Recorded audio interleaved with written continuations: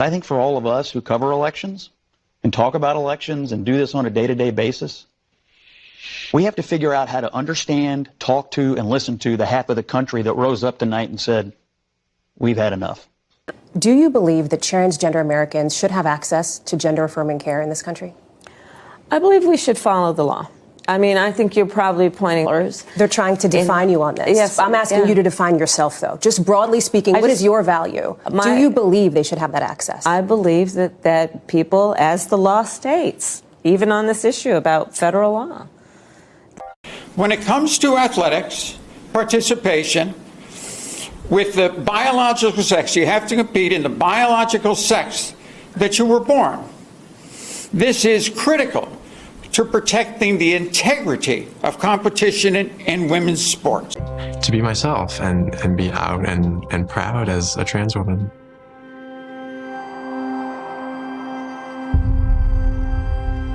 Leah Thomas pulling away over the final 150 meters.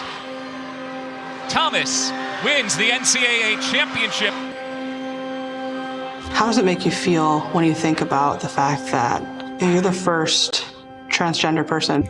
I only hope that I'm able to give other trans people the inspiration and motivation I was given. How fast I would be.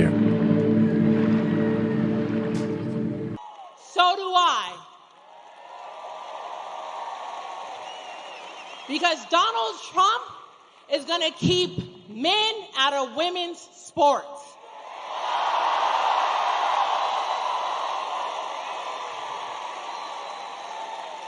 I play women's tackle football just like my dad.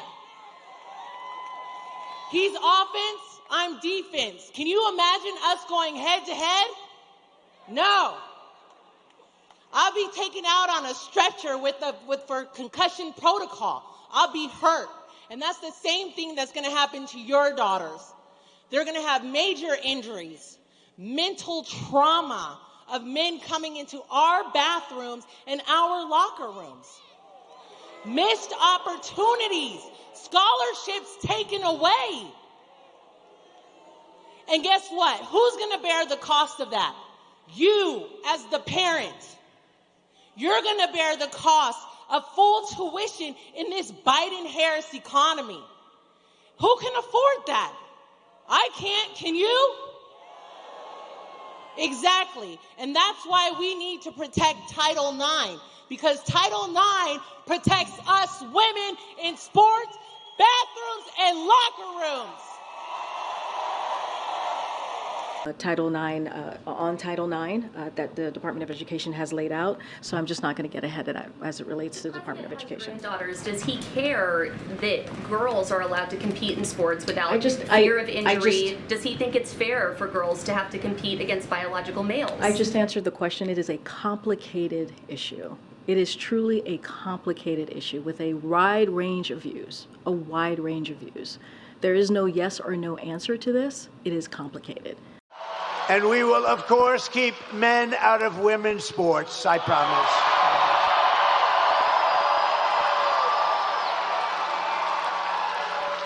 Last year, the radical left's gender insanity arrived right here in Salem when a man was allowed to transfer onto the Roanoke College women's swim team.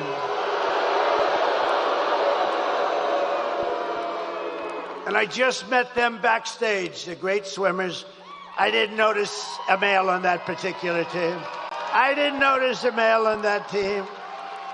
But the brave members of the swim team stood up to the transgender fanatics, something new in our country. But those strong, beautiful, intelligent women, they won. They won. And today we're joined by 7 of the great members, really championship, incredible swimmers of the Roanoke College women's swim team that have gotten a little publicity. They've gotten more publicity than I have. Lily Mullins, a real champion. Come on up. Come on up, ladies.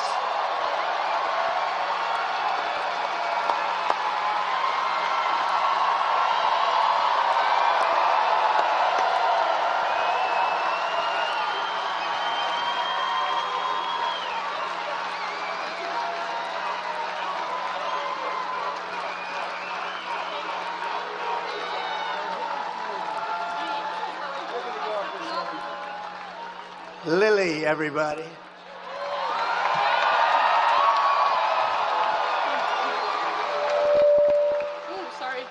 Thank you so much, President Trump.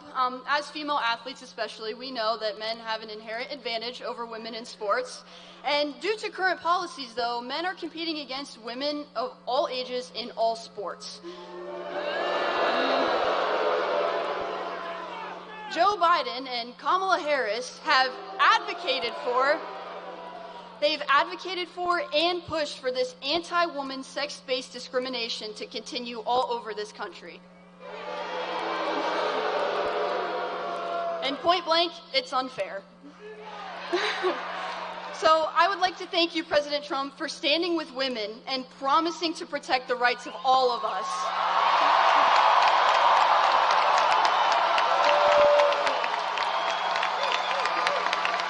And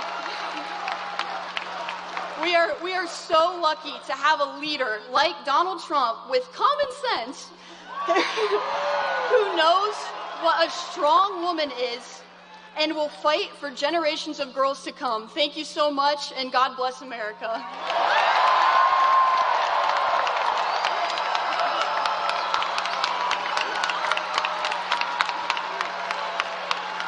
What a good job. Thank you, Lily.